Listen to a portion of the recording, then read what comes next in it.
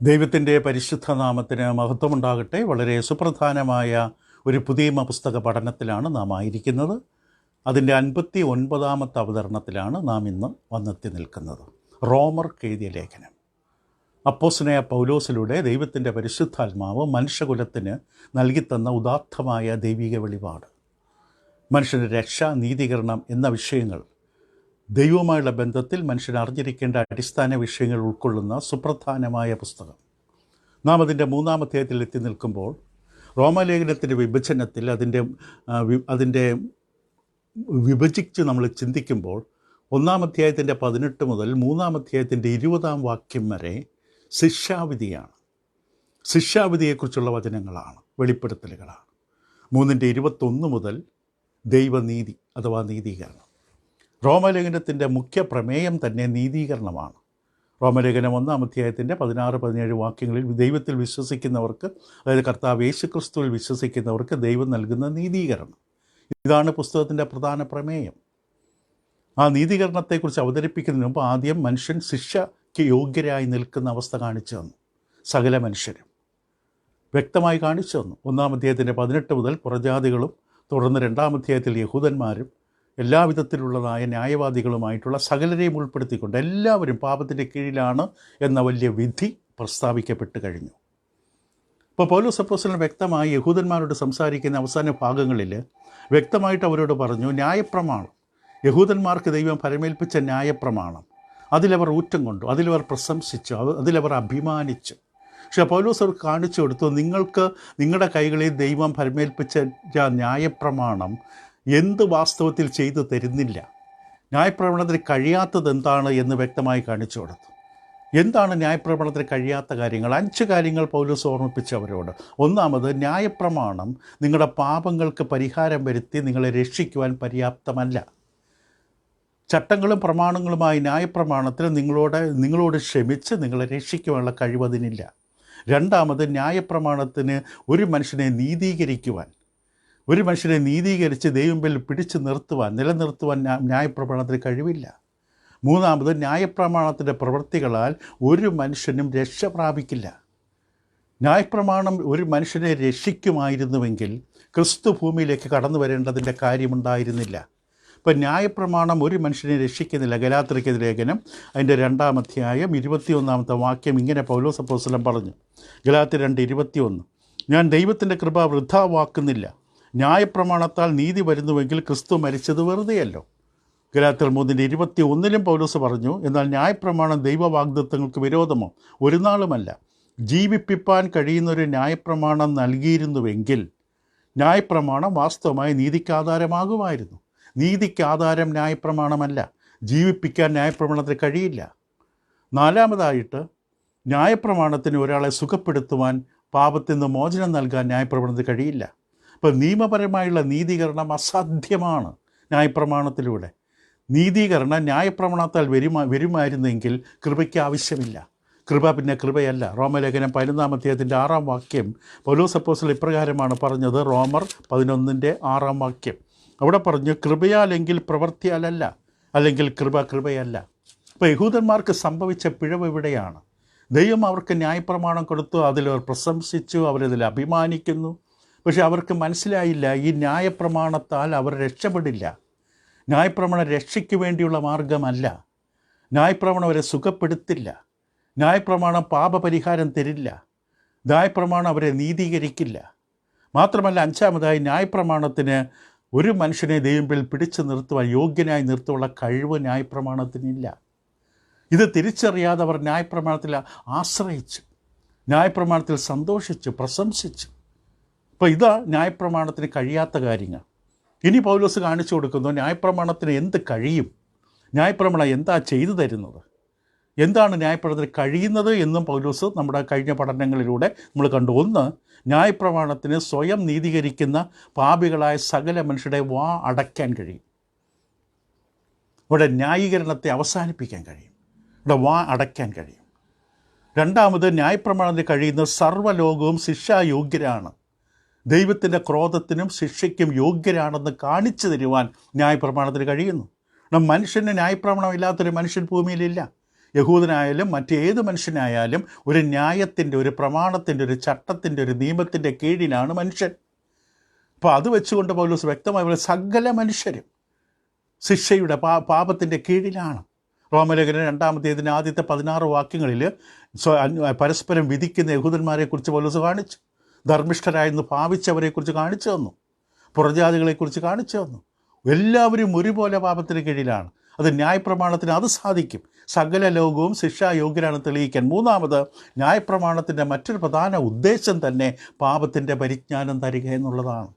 പാപത്തെക്കുറിച്ചുള്ള അറിവ് തരിക, പരിജ്ഞാനം തരിക. ഒരു കണ്ണാടി എന്ന പോലെ ന്യായപ്രമാണം നമ്മുടെ മുഖത്ത് വേണ്ട മാറ്റം എന്താണ്, നമ്മൾ വിശുദ്ധമായി കഴുകി വിശുദ്ധീകരിക്കേണ്ടതിൻ്റെ ആവശ്യകത ചൂണ്ടിക്കാട്ടും. നമുക്കൊരു കഴുകൽ ആവശ്യമാണെന്ന് ന്യായപ്രമാണം കാണിച്ചു തരും. പക്ഷേ ഒരു കണ്ണാടി എന്ന പോലെ നമ്മുടെ ആ കണ്ണാടിക്ക് നമ്മുടെ മുഖത്തെ അഴുക്ക്, പാട് കഴുകാൻ കണ്ണാടിക്ക് കഴിയില്ല. അതേപോലെ ന്യായപ്രമാണത്തിന് നമ്മുടെ ജീവിതത്തിൽ സംഭവിച്ച കുറവിനെ, ആ തെറ്റിനെ, തിന്മയെ പരിഹരിക്കാൻ ന്യായപ്രമാണത്തിന് കഴിയില്ല. അത് കാണിച്ചു തരാൻ മാത്രമേ കഴിയുകയുള്ളൂ. അതാണ് റോമലേഖനം 7-ാമധ്യായത്തിൻ്റെ 7-18 വാക്യങ്ങൾ നമുക്കിങ്ങനെ കാണാൻ സാധിക്കും. റോമർ 7:7 ആകയാൽ നാം എന്ത് പറയേണ്ടു? ന്യായപ്രമാണം പാപമെന്നോ? ഒരു നാളും അരുത്. എങ്കിലും ന്യായപ്രമാണത്താൽ അല്ലാതെ ഞാൻ പാപത്തെ അറിഞ്ഞില്ല. മോഹിക്കരുത് എന്ന് പ്രമാണം പറയാതിരുന്നെങ്കിൽ ഞാൻ മോഹത്തെ അറിയില്ലായിരുന്നു. അതിൻ്റെ 18-ാം വാക്യത്തിൽ ഇങ്ങനെ കാണാം, എന്നിൽ എന്ന് വെച്ചാൽ എൻ്റെ ജഡത്തിൽ നന്മ വസിക്കുന്നില്ല എന്ന് ഞാൻ അറിയുന്നു. നന്മ ചെയ്യാനുള്ള താല്പര്യം എനിക്കുണ്ട്, പ്രവർത്തിക്കുന്നതോ ഇല്ല. അപ്പം നമ്മുടെ ജീവിതത്തിലുള്ള തിന്മകളും കുറവുകളും ന്യായപ്രമാണം കാണിച്ചു തരുന്നു. പക്ഷെ അത് പരിഹരിക്കാൻ ന്യായപ്രമാണത്തിന് കഴിയില്ല. അതുകൊണ്ടാണ് ഗലാത്യ ലേഖനം 3-ാമത്തേതിൻ്റെ 19-ാം വാക്യത്തിൽ ഇപ്രകാരം ദൈവത്തിൻ്റെ ആത്മാവ് പൗലോസിലൂടെ ഇങ്ങനെ പറയുകയുണ്ടായി, എന്നാൽ ന്യായപ്രമാണം എന്തിന്? വാഗ്ദത്തം ലഭിച്ച സന്തതി വരുവോളം അത് ലംഘനങ്ങൾ നിമിത്തം കൂട്ടിച്ചേർത്തതും ദൂതന്മാർ മുഖാന്തരം മധ്യസ്ഥൻ്റെ കയ്യിൽ ഏൽപ്പിച്ചതുമാണ്. വാഗ്ദത്തം ലഭിച്ച സന്തതി, കർത്താവ് യേശു എന്ന മശിഹായുടെ വരവിനെക്കുറിച്ച് അവിടെ നൽകിയാണ്. അപ്പോൾ യാക്കോബിൻ്റെ ലേഖനം 1-ാമത്തെ 22-23 ദൈവനെ കേൾക്കുകയും ചെയ്യാതിരിക്കുകയും ചെയ്യുന്നവൻ കണ്ണാടിയിൽ മുഖം നോക്കുന്ന മനുഷ്യനെ പോലെയാണെന്ന് യാക്കോബ് വ്യക്തമായി പറഞ്ഞതായിട്ട് നമ്മൾ കേട്ടു. ഇപ്പം ന്യായപ്രമാണത്തിന് കഴിയുന്നത് എന്താണ്? ഇപ്പോൾ ഒരു നിയമവ്യവസ്ഥ, കുറേ ചട്ടങ്ങൾ, അതിന് നഷ്ടപ്പെട്ട് കിടക്കുന്നൊരു പാപിയെ രക്ഷിക്കാൻ നിയമവ്യവസ്ഥയ്ക്ക് കഴിയില്ല. നീ നഷ്ടപ്പെട്ടവനാണ്, നിനക്ക് രക്ഷ ആവശ്യമാണ് എന്ന് കാണിച്ചു തരാൻ മാത്രമേ നിയമവ്യവസ്ഥയ്ക്ക് കഴിയൂ. ഒരു പാപവും പ്രവൃത്തികളാൽ മോചിക്കപ്പെടില്ല. നിയമവ്യവസ്ഥകളാൽ, ചട്ടങ്ങളാൽ പാപം പരിഹരിക്കപ്പെടില്ല. മറ്റൊരു മാർഗം വരണം, മറ്റൊരു മാർഗം നൽകപ്പെടണം. ദൈവം അത് നൽകി, ദൈവത്തിന് നന്ദി. ആ മാർഗമാണ് ദൈവപുത്രനായ ക്രിസ്തു. ഈ പാപത്തിൻ്റെ പടുകുഴിയിൽ കിടക്കുന്ന മനുഷ്യൻ ന്യായപ്രമാണം തികവോടെ അനുസരിക്കാൻ പ്രാപ്തിയില്ലാത്ത, കഴിവില്ലാത്ത മനുഷ്യന് അവൻ്റെ പാപങ്ങൾ ബോധ്യപ്പെടുകയല്ലാതെ ഇത് രക്ഷപ്പെടാൻ കഴിയില്ല. അപ്പോൾ മറ്റൊരു മാർഗം വരണം. അതാണ് റോമലേഖനം 3-ാമധ്യായത്തിൻ്റെ 21-26 വരെയും പിന്നീട് 7-ാമധ്യായത്തിൻ്റെ 21-8-4 വരെ അവതരിപ്പിക്കുന്നത്. രക്ഷകൻ്റെ ആഗമനം, സഹായം നൽകുകയാണ്, ദൈവം കൈ നീട്ടുകയാണ്. അപ്പോൾ ന്യായപ്രമാണത്തിനെതിരെ കഴിയും, ന്യായപ്രമാണത്തിന് എന്ത് കഴിയില്ല എന്ന് മനസ്സിലാക്കി കഴിയുമ്പോൾ ചോദ്യം, ഈ നഷ്ടപ്പെട്ട് കിടക്കുന്ന ദൈവത്തിൻ്റെ ശിക്ഷാവിധി കീഴിൽ കിടക്കുന്ന മനുഷ്യന് എന്താ പിന്നെ ചെയ്യാൻ പറ്റുന്നത്? ഒരു കാര്യം നാം മനസ്സിലാക്കണം, ന്യായപ്രമാണം മനുഷ്യൻ്റെ പ്രത്യാശയുടെ അവസാനമല്ല. ന്യായപ്രമാണമല്ല അവസാനം. റോമലേഖനം 10-ാം-അധ്യായത്തിൻ്റെ 3-4 വാക്യങ്ങളിൽ പൗലോസ് അപ്പോസ്തലൻ ഇങ്ങനെ പറയുന്നു, അവർ ദൈവത്തിൻ്റെ നീതി, യഹൂദന്മാരെക്കുറിച്ചാണ്, അവർ ദൈവത്തിൻ്റെ നീതി അറിയാതെ സ്വന്തം നീതി സ്ഥാപിപ്പാൻ അന്വേഷിച്ചുകൊണ്ട് ദൈവത്തിൻ്റെ നീതിക്ക് കീഴ്പ്പെട്ടില്ല. വിശ്വസിക്കുന്ന ഏവനും നീതി പ്രാപിപ്പാൻ ക്രിസ്തു ന്യായപ്രമാണത്തിൻ്റെ അവസാനമാണ്. ക്രിസ്തുവാണ് പ്രമാണത്തിൻ്റെ അവസാനം. ഈ പ്രമാണത്തെ അവസാനിപ്പിച്ചത് ക്രിസ്തുവാണ്. ഈ വ്യവസ്ഥയ്ക്ക് അവസാനം കൊണ്ടുവന്നത് ക്രിസ്തുവാണ്. അത് ഗലാത്യ ലേഖനം 3-ാം-അധ്യായത്തിൻ്റെ 10 മുതൽ 14 വാക്യത്തിൽ നമുക്കത് കേൾക്കാം. ഗലാത്യർ 3-14 വരെ. എന്നാൽ ന്യായപ്രമാണത്തിൻ്റെ പ്രവൃത്തിയിൽ ആശ്രയിക്കുന്ന ഏവനും ശാപത്തിന് കീഴാകുന്നു.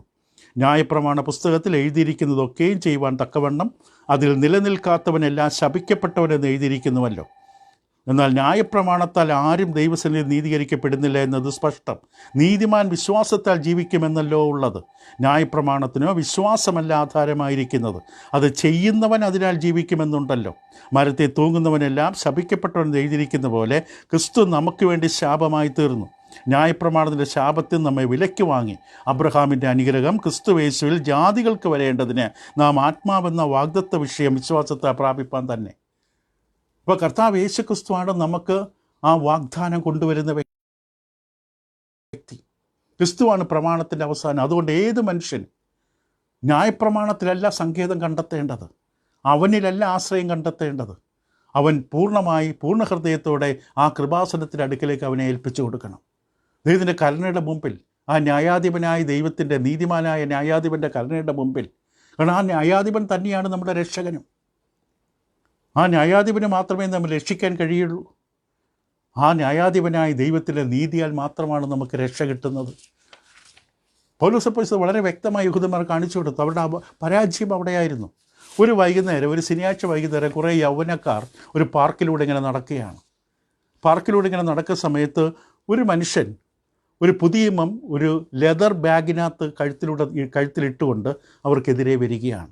അപ്പോൾ ഈ യൗവനക്കാരായ ചെറുപ്പക്കാർ വിചാരിച്ചത് ഈ മനുഷ്യൻ്റെ കയ്യിലിരിക്കുന്നത് ക്യാമറയാണ് തെറ്റിദ്ധരിച്ചുകൊണ്ട് ആ യുവാക്കൾ ഈ മനുഷ്യരോട് പറഞ്ഞു, താങ്കൾ ഞങ്ങളുടെ ഒരു പടം എടുക്കണം, ഞങ്ങളുടെ ഒരു ചിത്രം എടുക്കണം. അപ്പോൾ അതിന് ആ മനുഷ്യൻ പറഞ്ഞ മറുപടി ഇപ്രകാരമാണ്: നിങ്ങളുടെ പടം എൻ്റെ കയ്യിൽ നേരത്തെ ഉണ്ട് എന്ന് പറഞ്ഞുകൊണ്ട് അദ്ദേഹം റോമാലേഖനം 3-ാം അധ്യായം 9 മുതൽ 18 വാക്യങ്ങൾ എടുത്തവരുടെ മുമ്പാകെ വായിച്ച് കേൾപ്പിച്ചു. നമുക്കിഷ്ടമാണെങ്കിലും ഇല്ലെങ്കിലും കർത്താവിനെ വിശ്വസിക്കാത്ത, കർത്താവിൽ ആശ്രമിക്കാത്ത ഏത് മനുഷ്യരുടെ ചിത്രമാണിത്. നമ്മൾ ഇതിനൊക്കെ വായിച്ച് കേട്ടു പലതവണ. നീതിമാൻ ആരുമില്ല, ഒരുത്തൻ പോലുമില്ല, ഗ്രഹിക്കുന്നവനില്ല, ദൈവത്തെ അന്വേഷിക്കുന്നവനില്ല, എല്ലാവരും വഴുതിട്ട് ഒരുപോലെ കൊള്ളരുതാത്തവരായി തീർന്നു. അവിടെ തൊണ്ട തുറന്ന ശവക്കുഴി, നാവുകൊണ്ട് അവർ ചതിക്കും തുടങ്ങിയ മനുഷ്യരുടെ യഥാർത്ഥ ചിത്രം അവരെ വായിച്ച് കേൾപ്പിച്ചു. ഇതാണ് മനുഷ്യൻ. ക്രിസ്തുവിനെ കൂടാതെ മനുഷ്യരുടെ ചിത്രം. കാണാൻ എത്ര ഭംഗിയുള്ളവനായിരുന്നാലും, എത്ര ഭംഗിയുള്ളവളായിരുന്നാലും, ഇതാണ് മനുഷ്യൻ ദൈവത്തിന് മുമ്പിലുള്ള അവസ്ഥ. ദൈവം വ്യക്തമായി ഇത് കാണിച്ചു തരുന്നു. ഇപ്പോൾ ഇവിടെ റോമാലേഖനം 3-ാം അധ്യായത്തിൽ പൗലോസ് കോടതി മുറിയിൽ എന്ന പോലെ രണ്ടു കൂട്ടരെയും, പുറജാതികളും യഹൂദന്മാരും, അവർക്കെതിരെയുള്ള തെളിവുകൾ നിരത്തി ആ ശിക്ഷാവിധി ഉറപ്പിച്ചു. ന്യായാധിപൻ വ്യക്തമായി പറഞ്ഞു, വിസ്താരം അവസാനിച്ച് ഇനി വിധി പ്രസ്താവിക്കുകയാണ്. നിങ്ങൾക്കെതിരെ ഉന്നയിച്ച ആരോപണങ്ങളൊക്കെ ശരിയാണ്.